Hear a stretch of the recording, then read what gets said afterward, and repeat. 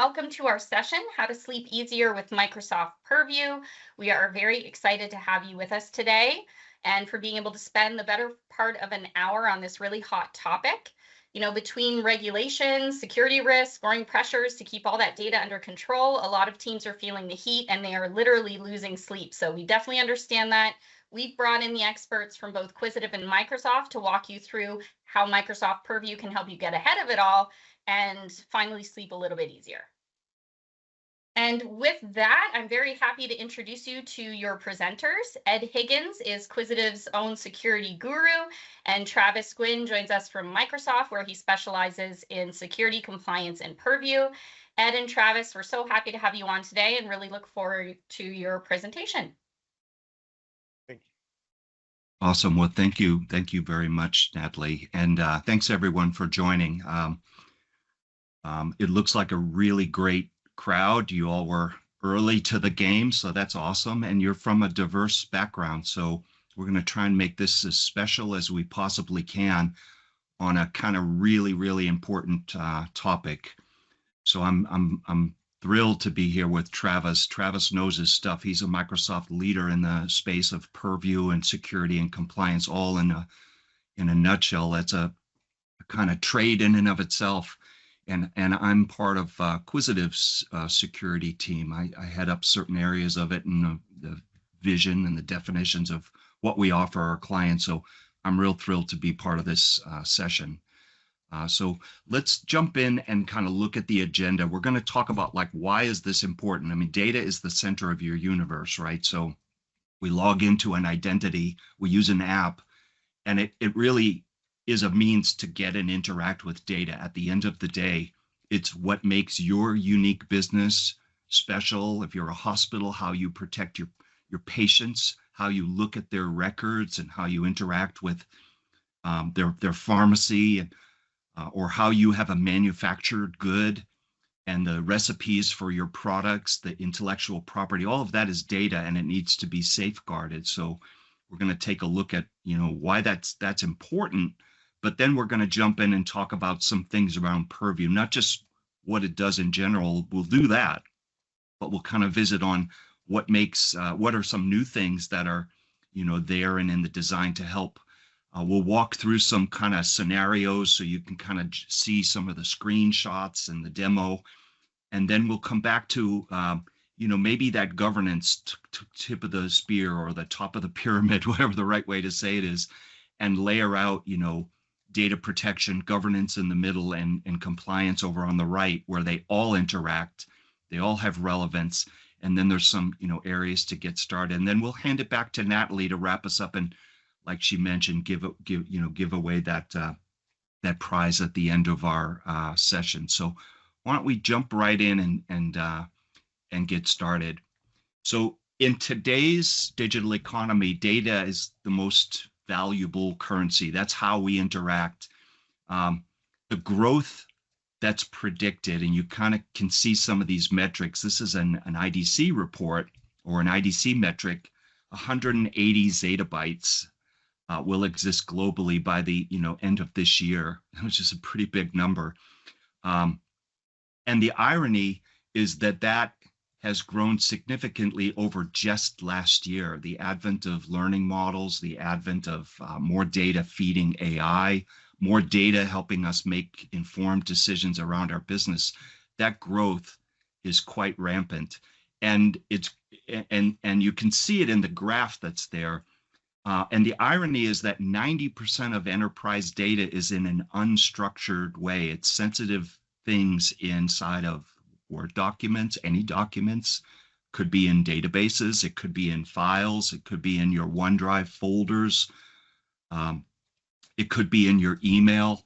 So it's in a place that is in an unstructured category, and so and cloud apps and mobile devices and the kind of the adage of available everywhere, anywhere, makes that data not only our biggest asset, but one of our biggest risks. So we need to safeguard it. So we're going to kind of drill into that, and we want to rethink on how we manage and secure this growing estate. So when we look at like the advent of AI has been around for a while. Microsoft has been on the AI pact. We've been using it in the InfoSec space or security space for 8 years or more. But more formidably, Copilot and generative AI, the last few years, the last couple of years for most of us in practical purposes, that explosive growth has created some challenges. So when AI, whether it's Gen AI or Copilot, meets your data that has been in your estate, and we're going to call as we've raced to the cloud, when we move from point A to B, on-prem to the cloud, or any of those things, sometimes in the past, the data protection might take a second step. Sure, we put the firewall up, we keep bad guys and unauthorized parties out of our data by firewalls and controls around that. But what about us sharing with each other? We trust each other. We work for the same company, whether we're a manufacturer or a hospital. We have to have access to data, but we trust each other. So we let our guard down, and we might have done that intentionally because we trust each other. So Ed and HR having the spreadsheet with payroll accounts would keep that file in a folder, obscurity, if you will. But Gen AI or AI doesn't distinguish the difference between sensitive data and non-sensitive data unless you tell it, and it'll consume that stuff into its model. And you want to keep an eye on that. And 56% of all global enterprises have faced some form of a Gen AI or AI related leak where the model consumes something about us. It could be your intellectual property. It could be a sensitive record. It's very hard to undo that. It's very hard to take it back. And the other part, this last section here, is kind of interesting because it brings in the notion of kind of shadow IT or shadow AI. When your users are using Gen AI tools, not the ones that you've sanctioned, perhaps you've already defined what you will allow, but if they're using, say, their mobile smart device against data in your estate, that could be consuming your corporate IP into it as well. So it kind of expands the fold. There's some techniques, we leverage them all the time to help explore and discover where, not shadow IT, but the use cases of all these AI tools, more formidably like Copilot clones, search, AI, interaction level tools, whether it be Gemini or some of the things on our smartphones. So we want to keep an eye on that, because if we're not actively protecting against all of that, we're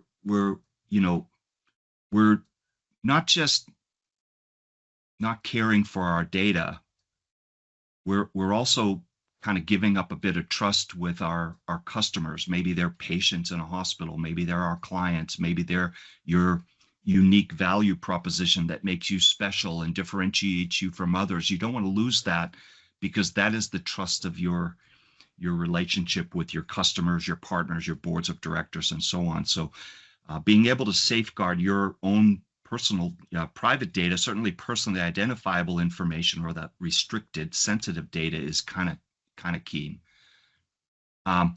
Let's jump to the next slide and kind of visit. I'm going to kind of visit on, like, think of two stories. One is a malicious insider. We've actually seen this, and it's been in the news, where a bad actor, an organized crime group, gave money to a help desk organization to, pull data and take it and give it to them. Some cases they'll say install this malware, and that's a really bad situation. That's like our trust being violated with our own employees. It's an ugly scenario, and that's called a malicious insider. And if you think about the accidental disclosure, it's considered negligence, but it could be an accident. It's like we didn't set up the safeguards to protect data. And so these result in kind of some alarming things. I don't want to create fear here, but a third of our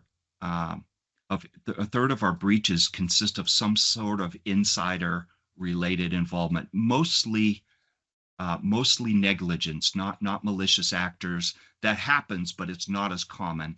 But that drives to many data events. And then not having the policy, the guardrails, and then of course the technical tooling.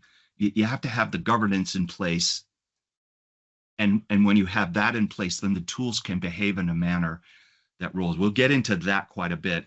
But millions in losses, the PR fallout from a data-related breach.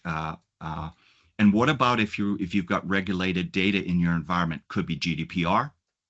It could, you have European Union residents in your data estate, and you have to safeguard their data. It's not just about selling their data to another partner. That's what GDPR was designed for. But it also says when you hold that data, you need to protect it. Or in the healthcare, High-Tech Act, HIPAA, and even with HITRUST, you've got that working. And then payment card industry, credit cards. If you want to be able to take a credit card as a form of payment against your business, you had better be protecting that data and not holding it in an insecure manner. This is all part of that whole fabric, that whole equation. So we have to look at these on the cost. It's massive when we fail in this area. And, we've seen it with some of the breaches that have been disclosed the last several years. The fines that come with them are fairly sizable. The embarrassment that's suffered that goes along with it. And some of it is avoidable. Some of it can be avoided. And these aren't hypotheticals. These are the headlines. We all read the newspaper in one way or another, one form or another. And there's always something about a data-related breach in there. So, kind of a heads up on that. Now, there's one thing that I wanted to kind of hone in on, and we've often talked about it. I've studied it my whole career, and we consult with our clients. As Quisitive is a consultancy, so we not only help people implement the tech, but we also help them determine, what's the best strategy for that. Why would you use that? So kind of ask the why questions, the challenger questions. Governance is not really an option. It's the foundation for everything. So we all on this call probably already get that. But really, it's a kind of, let's look in the mirror and make sure that we have a really clear governance layout.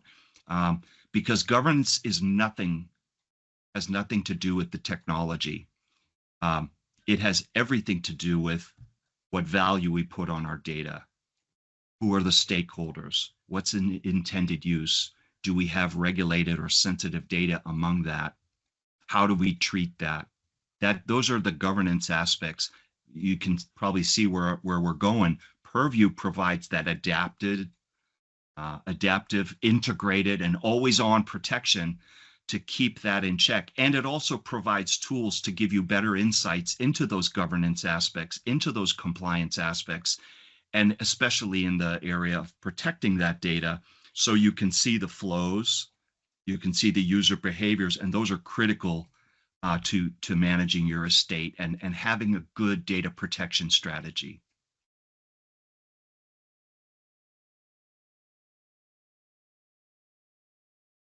So the one of the things that's kind of important is, this data protection or data protection strategy is not really just an IT problem. It's a business issue. It's a brand issue. It's a revenue issue. It's a boardroom issue. Customers, think of a healthcare environment where we all have medical benefits. If you're fortunate to not have to use them as much, then great. If you're like everyone else, you might have to use those benefits. And the data that's in there is personal. It's sensitive. It has a life expectancy of your life. It's permanent record. And when that gets compromised, it's expensive. PHI, or protected health information. And I know this is not a healthcare related session, but just topically, that has the highest shelf life because it's permanent. It gives a bad actor the ability to replicate your identity or create benefits or tap into pharma, all sorts of stuff. And so comparatively, a credit card has a street value in the dark net of, maybe $30 at most for the few moments it's alive, because, several years ago, a credit card wouldn't get detected as being, fraudulent, and a transaction fraudulent for a while. And so as long as that card was stolen and used, it had a higher street value, and the darknet was selling those credit cards for people to, go buy Amazon, Google gift cards, all that stuff, or worse. Today, it has a very small shelf life because banking fraud detection has gotten better. The card can be reset and, FedEx you a new credit card and, blah, blah, blah. But you can't change your patient health information or your social security number or your international ID number, what makes us unique as humans. You can't change that, at least that easy, or easily. And so it has a high value in the dark net, and it seems to be the biggest target and the most compromised of our data elements out there. Now, when you think about like why the C-suite should care, you maybe not a hospital, but 80% of leadership that's been surveyed look at, data security, not breaches, but data security impacts our brand. It relates to trust. It relates to your customers. If you don't safeguard your customers' data when you hold it, they won't trust you. And especially if you have an incident, God forbid, that's where you lose your customers. So, they're not that forgiving about that. And rightly, they shouldn't be. Compliance fines are large, but it's not the only stop. And then, things like the cost of protecting it, the cost of kind of doing it right, if you will.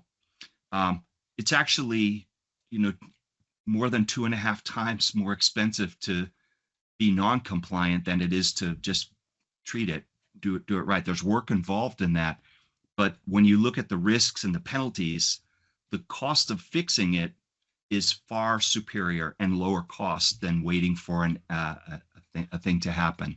So I wanted to frame this because, one, to hear where data is our most important asset. It's the reason we have IT, if I'm being like totally simplistic and factual about it. And we've got to do a better job of safeguarding it for sure. And there's some things that you can do to improve your AI experiences, your journey there, safeguard that sensitive data where it sits, wherever it sits in your estate. And so we're going to drill in on how Purview can do that. So let me now turn this over to my colleague Travis from Microsoft, who's going to walk us through a bit more and some of those scenarios that we have in store for you. Travis? All right, thanks, Ed. Appreciate it. Great information there, and a really great introduction to this. And it's as Ed said earlier, you can't protect what you can't see. And some of the things that Purview can help you do is not only protect your data, but discover, the data you have. So, when we think about this, imagine a safe, right? With your crown jewels, your data, it's locked inside. You don't want anyone getting close to your data, whether breaking into the safe or already inside of the safe. So we at Microsoft, provide a very comprehensive data security solution to help you manage access to that safe.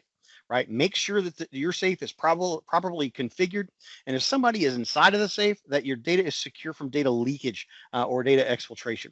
One of the most common risks for data security is insider risks, whether it's malicious or inadvertent, as Ed mentioned earlier. So you not only need to secure your data from the outside, but the inside out. So regardless, you need to have multiple layers of control to secure your data, because whether it's an external hacker getting in or an internal employee who already has the keys to the castle, you need to ensure your data remains safe and secure from leakage and exfiltration activities. And that's where our data security solutions come into play. There we go. So, although essential, for many customers, securing all their data is a very complex and multifaceted undertaking. Not only is the data and the data sources growing to make data security challenging, not all data needs the same kind of protection. As Ed mentioned earlier, name and address and phone number is one level, but something like PCI, PHI, GDPR. GDPR has two levels. They have your standard sensitive data, and then they have highly sensitive data. So without an understanding of what data you have, just blindly applying broad policies is not a proactive solution. It's estimated that nearly 30% of decision makers don't know where or what their sensitive business critical data is. Lacking that full visibility into their digital estate, and since data doesn't move itself, people move data, right? It's important to understand how data is being used and shared in your organization. An example, it might be okay. Sorry about that. Didn't mean to change that. So, so an example, it might be okay for a user in your finance org to use financial protections and revenue information, but the user in the marketing team should not, right? So since every organization has different types of data, different types of users, they want to achieve different outcomes. There's no one size fits all strategy. So over the last decade or so, we've seen digital transformation journeys with cloud adoption. Similarly, we're now seeing customers look at generative AI to drive their next wave of innovation, and it is uncharted territory. Generative AI ecosystem is quickly growing, which includes not only our vendor-provided apps, both enterprise such as Copilot and consumers such as ChatGPT, but there will soon be a significant growth in generative AI apps that organizations will build on AI platforms such as Azure OpenAI. According to Gartner, less than half of CIOs and tech leaders say they are confident with their organization to migrate the risk of AI. Moreover, we know regulatory requirements will continue to evolve. According to Gartner, by 2027, at least one global company will see its AI deployment banned by a regulator for non-compliance with data protection or AI governance legislation. It will be critical for business organizations to stay in compliance to avoid fines or interruptions to their best practices. So this is where Microsoft Purview can help. It is simple and integrated. It provides a comprehensive approach to help you secure your data across your estate. So we offer unified solutions to help simplify how you safeguard your data in the era of AI. Instead of using disparate solutions to secure and govern your data that adds complexity, we invite you to leverage one portal to do it all. Purview has essentially three pillars: data security, data compliance, and data governance. Each one approaches our data in our data estate in a slightly different manner. Data security is looking to prevent leakage, to prevent exfiltration with data loss prevention. It's also looking to mitigate that internal user risk management. So you can have a look at the overall behavior of your employees. Data compliance, you've got the things that cover things like your compliance manager, helping you stay in compliance with things like NIST, like GDPR, like PIPA, etc. E-discovery for answering like litigation, communication compliance, making sure that people who are speaking correctly in the vein of your organization, make it, if you need divisions between different departments, as well as data governance, so you have a better understanding of your entire digital estate. So as AI-powered productivity tools like Copilot, they're transforming how we work. Microsoft Purview ensures that your data remains secure and compliant. From automating business processes to deploying commercial AI applications, Purview provides a unified visibility and control across your data estate. It helps classify, protect, and govern sensitive information, whether it's generated by agents or consumed by Copilot. With built-in compliance and risk management, you can confidently scale AI across your organization. So let's explore how Purview empowers secure innovation in the age of AI. So before we get into products, let's make it real and show you some common scenarios. Before all the complexities we've discussed, data security incidents can happen anytime and anywhere. First, when organizations don't have visibility into their data, data is at risk of misuse. It's like if you have your garage filled with so much stuff that you don't have visibility in all of your things, then there's a bigger chance that you wouldn't even notice when things are stolen. So data security incidents can be caused by external. This is one most organizations are aware of.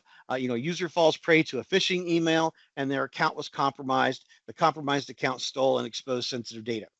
Internally, these are carried out by insiders, right? As we discussed previously, in this category, there's kind of three common scenarios: data theft, malicious insiders stealing data for personal gain. Example: a departing employee stole corporate IP and took it with them to their next employer. A data leak. So negligent users may accidentally overexpose data in AI applications when working on confidential information. Think, copying something into, the public chat GPT, and that's now not a secure location. It's not under control. Data sabotage, a disgruntled employee sabotaging corporate data. A user is frustrated for not getting a promotion and deletes all the information before he leaves the company. I've personally seen that happen. So today we're going to take a look at a couple of scenarios that bring these to life. So this story is based on a real world situation.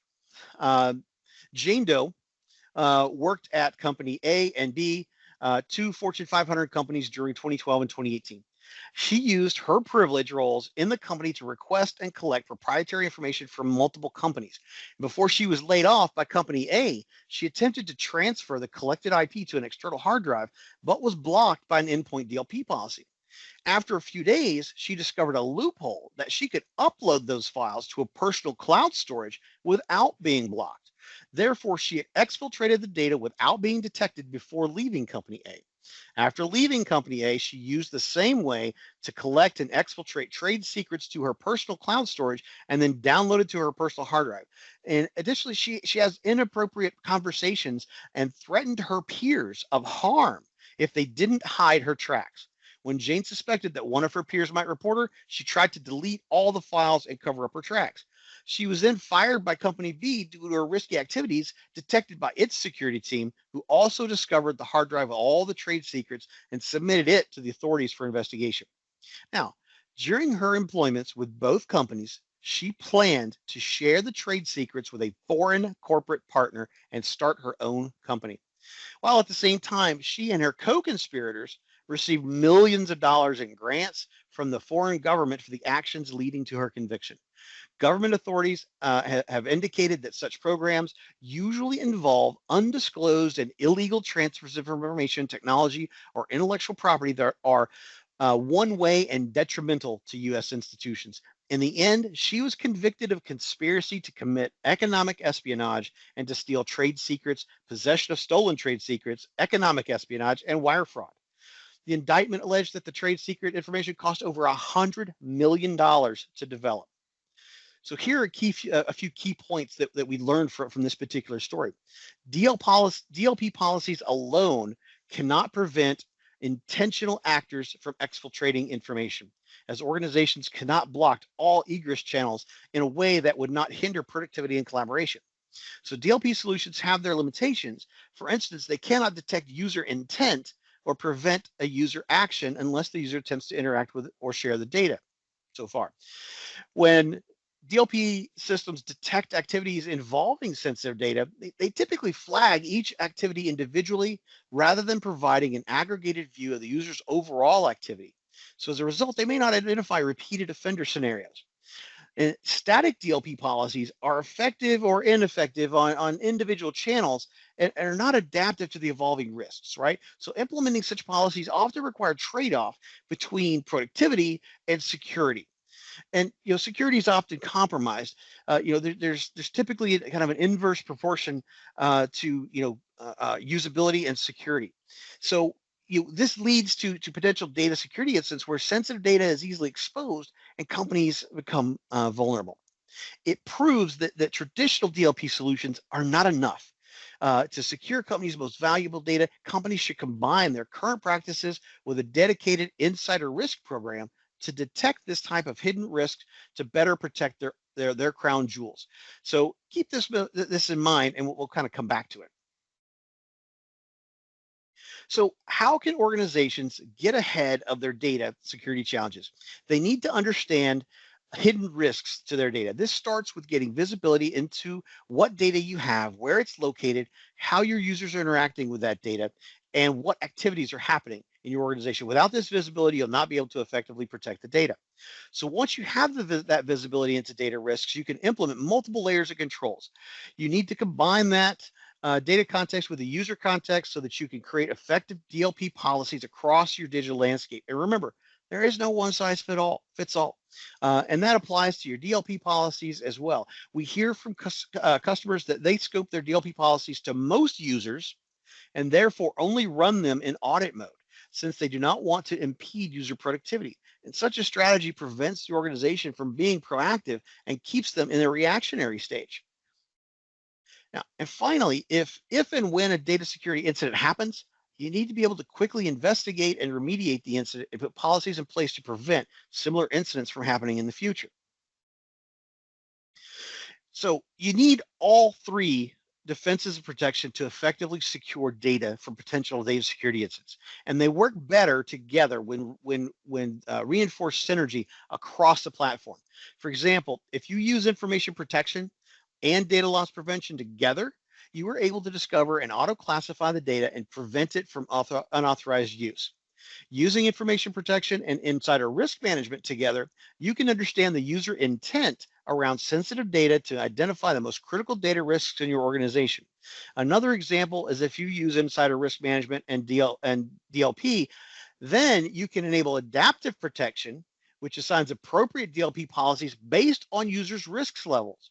We will explain more about the adaptive protection here in a later slide.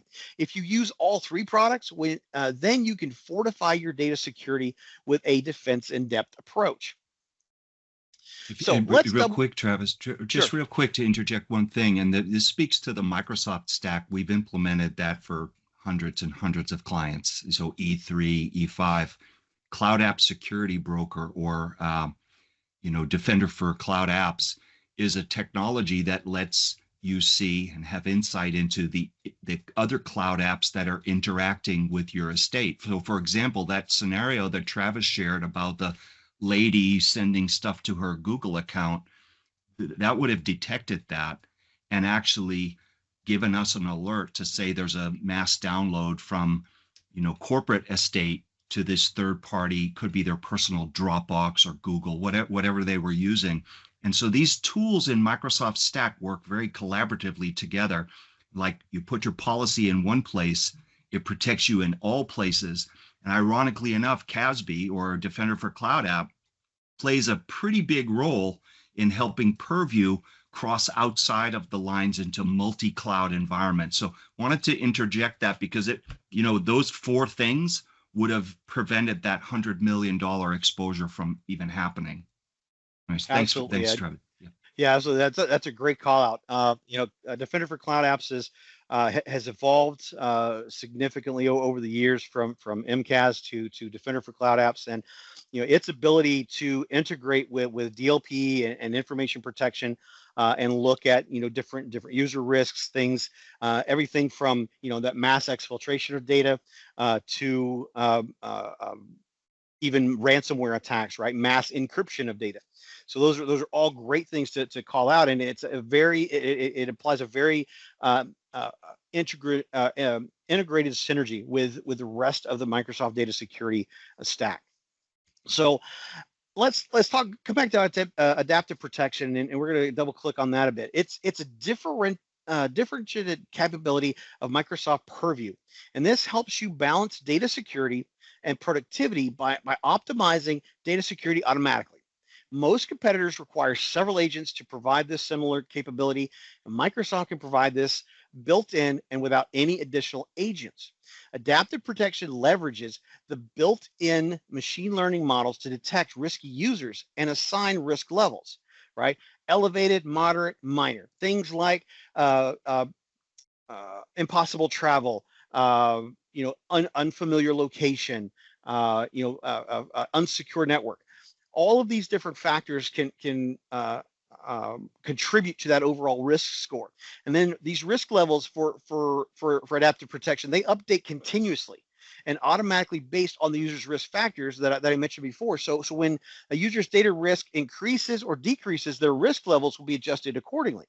Adaptive protection then can change that by automatically integrating with various control planes to enforce effective controls. So by applying the right level of DLP or conditional access controls based on those risks, so high risk users would be scoped in a stricter control, requiring not only re-authentication but maybe multi-factor authentication, and low risk users can just continue working as usual. And it's constantly adjusting, so the control can be dialed up or down when the user's intent or behaviors change, even to the point of asking, or taking into account what data they're accessing, whether it's normal day-to-day email or a sensitive system. So it takes 85 days on average to contain an insider incident. 2 in 5 of our security leaders surveyed report feeling they're at extreme risk due to a cybersecurity staff shortage. Organizations have very limited resources to investigate and mitigate all the insider incidents. However, with adaptive protection, organizations can automatically mitigate many of those risks and reduce the impact of exfiltration activities early on before that full investigation takes place. And it requires no human involvement, as it automatically pulls users in and out of protection policies for you. So, generative AI is truly reshaping the way we approach data security, the way we approach doing our jobs on a day-to-day basis. We are living in an AI first world. Organizations have a once in a lifetime opportunity, to leverage AI to transform their business and drive innovation at an accelerated rate. Nothing has been as transformative as in our industry since the move to the cloud. Right? AI is an incredibly powerful tool that can enable organizations to leverage data and insights in new and just imaginative ways, generate novel solutions to incredibly complex problems, and enhance human capabilities and experience, and even further expose patterns and solutions and possibilities that we had never thought of before. Security teams often find themselves in the dark when it comes to data security risks associated with our AI usage, and an alarming 80% of our leaders cite that leakage of sensitive data is their primary concern. Right? That this is where our CISOs and such lose sleep at night, right? And more than 30% of our decision makers say they won't, or they don't know where or what their sensitive business critical data is. As I had mentioned earlier, you can't protect what you don't know you have. So with a generative AI generating more and more data, getting that visibility into how sensitive data is flowing through AI and how your users are interacting with generative AI applications is essential. In our conversations with customers, we've heard some key challenges.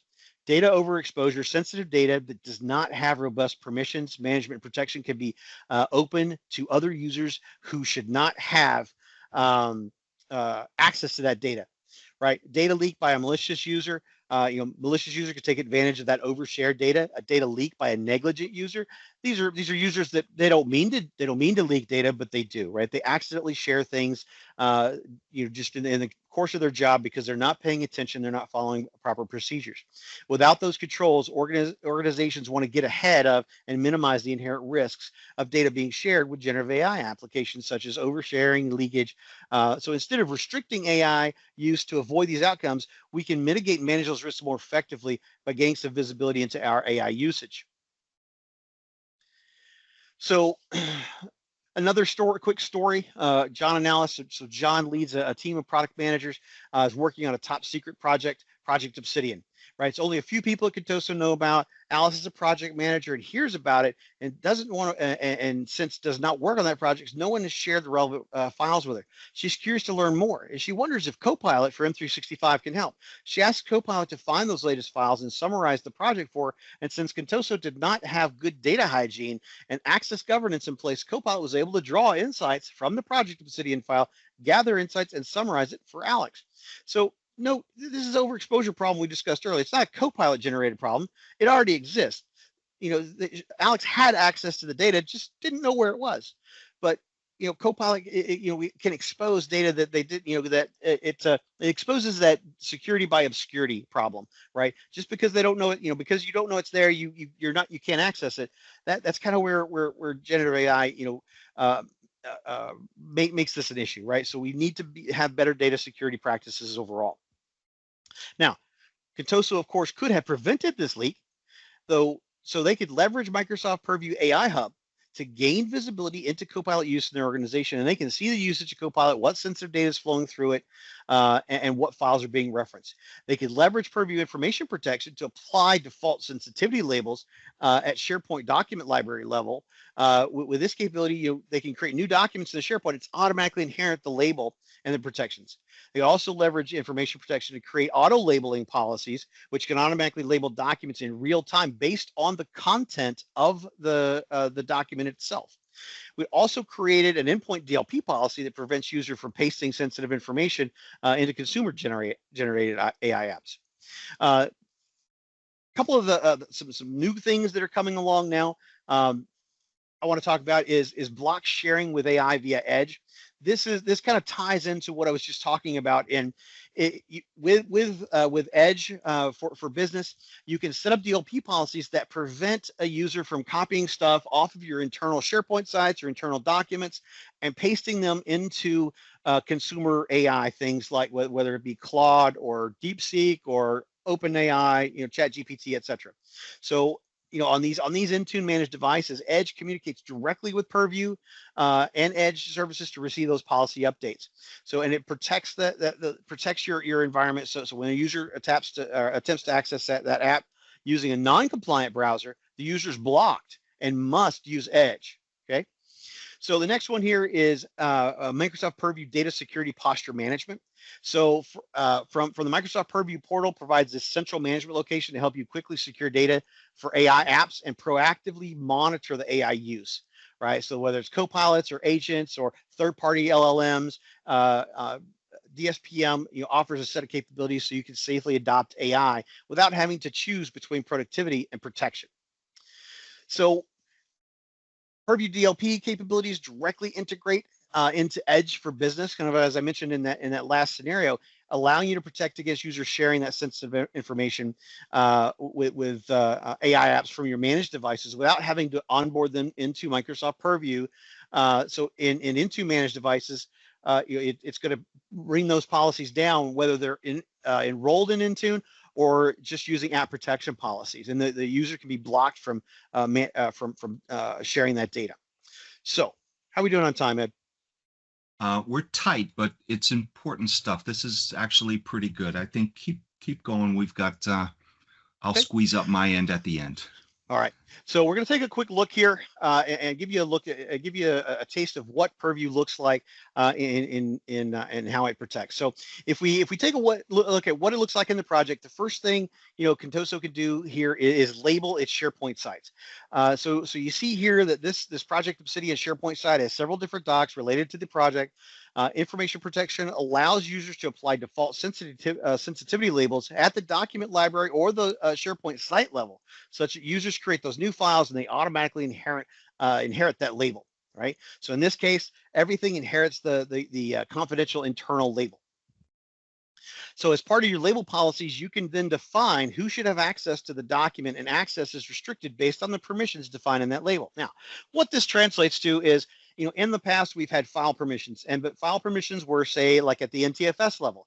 They only applied if the file was on that file server. But once you copied it off, if you copied it to a USB, if you put it in an email, or sent it or shared it anywhere, if it's off that file system, those permissions did not travel with it. Now, with information protection, these labels, that applies the file permissions at the file itself, and those permissions travel with the file, right? So now we're automatically labeling our documents. Alice doesn't work on Project Obsidian. She doesn't have the right to access the document. She tries to get it out of Copilot. It says, "Oh, sorry, can't see that stuff." She won't even get an access denied. It'll just never see it. So and remember, Alice pasted that sensitive content, into ChatGPT. So, let's see how Purview could have helped here, right? So in your endpoint DLP policy, you can configure to prevent users from pasting sensitive information by adding that check in your rule, right? So, so then when Alice tried to copy and paste that from Word here into the consumer ChatGPT, she gets blocked from doing so. All right, there it is.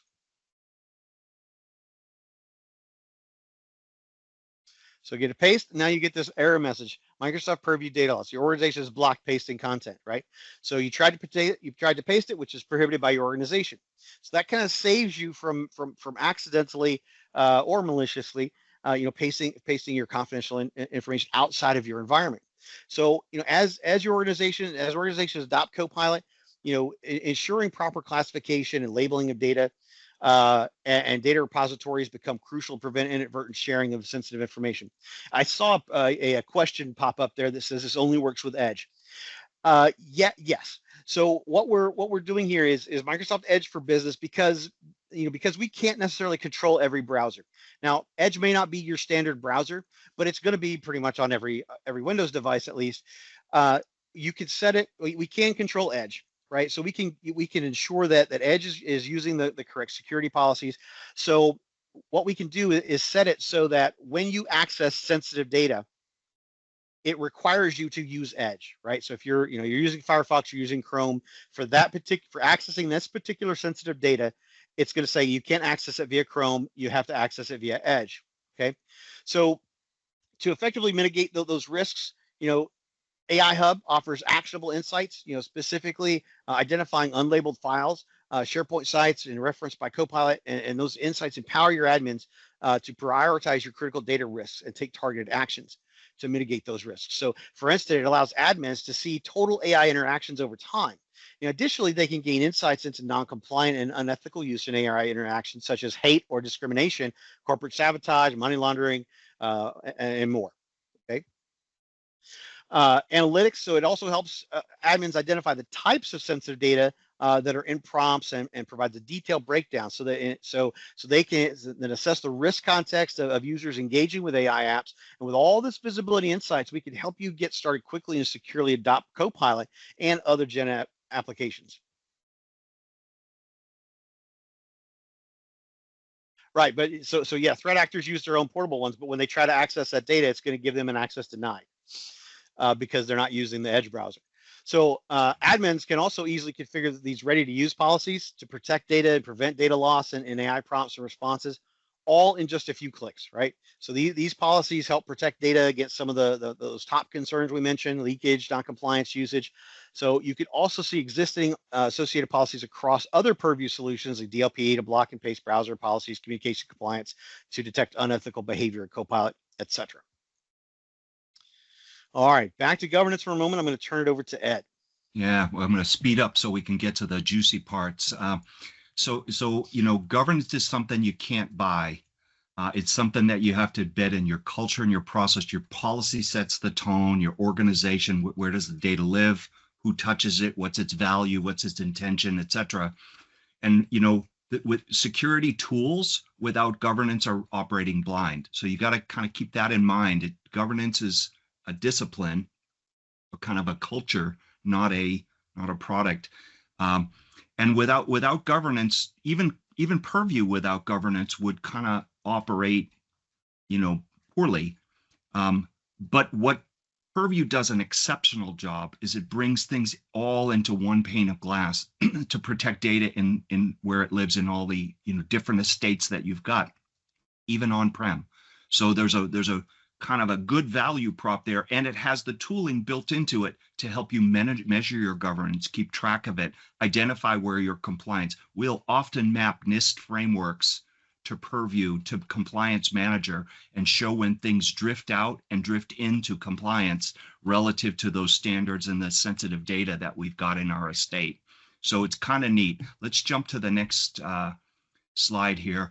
And there's a kind of those of you that have already taken the initial steps, perhaps you've already kind of gone into this, but when you are interested in Purview and you want to take those baseline steps. Here's a few kind of pragmatic ways to get started. Turn on posture management. Turn on, put it in discovery mode. Show those features, sensitive data classification. There's going to be false positives in there, but that helps you inform your next steps of the journey.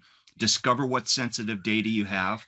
Come up with a classification strategy. You all probably already have that, and then align that to your DLP policies. The next is step 2. We'll go to the next slide, Travis. Yeah, the build up, we'll just let that go. Then applying those labels and investigating the paths where things are kind of in an insecure manner, looking into those false positives, helping to refine the learning models within your Purview tooling to be able to kind of reduce those false positives, because that's a kind of an advent of Purview, with that the AI that's built into it has the ability beyond regex to do a better job of, identifying certain types of sensitive data. So there's a few things to take into consideration, and you can kind of quickly move into the pro level skills with not you as individuals, but within the tooling and the mapping and the structure of, treating your data. And then the next slide, if you would, Travis, would just kind of move real quick, because I want to give this back to Natalie. There's some things that we often see as good places to start with our clients. Some people have kind of turned it on at a very high level and looked at, well, I have a lot of false positives. I don't know where my beginning of my journey is. I don't know where we are on the journey.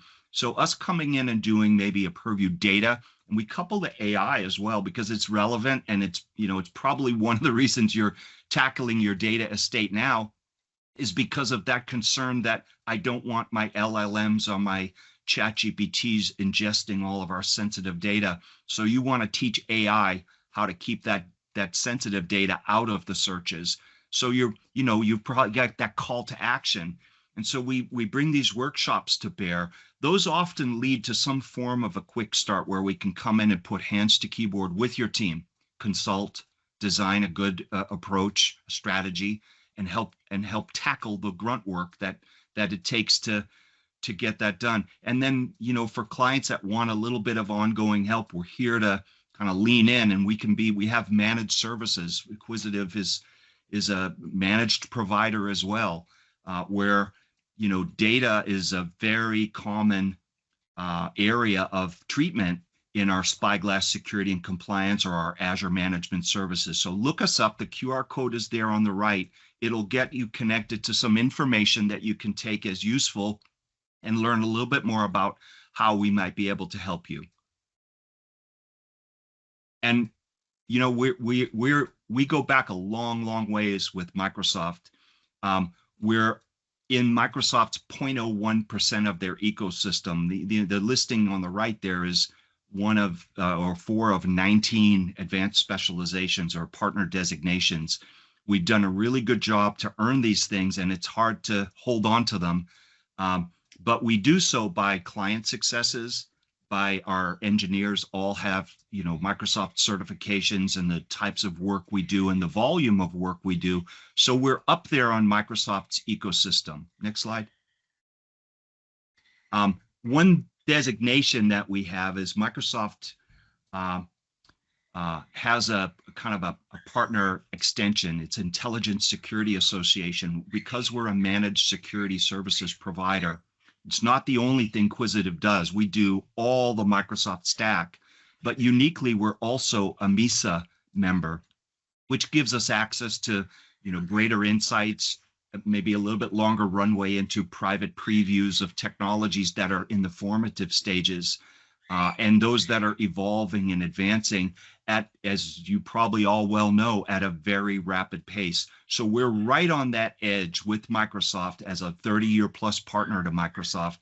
And so we bring our A game to the table for all of our clients. And, some of those insights become relevant, not only what really works well, but what is fairly new and advancing and may not work so well right now. We're that we're that consultancy. We help you get the most out of your Microsoft investment, and we leverage all these affiliation connections that we have to Microsoft as well, which actually affords us to, be able to seek out and find and leverage funding programs to help maybe offset some of the costs of your, first, second steps into the journey, whether it be AI or whether it be data protection or security in general. Lots of different things.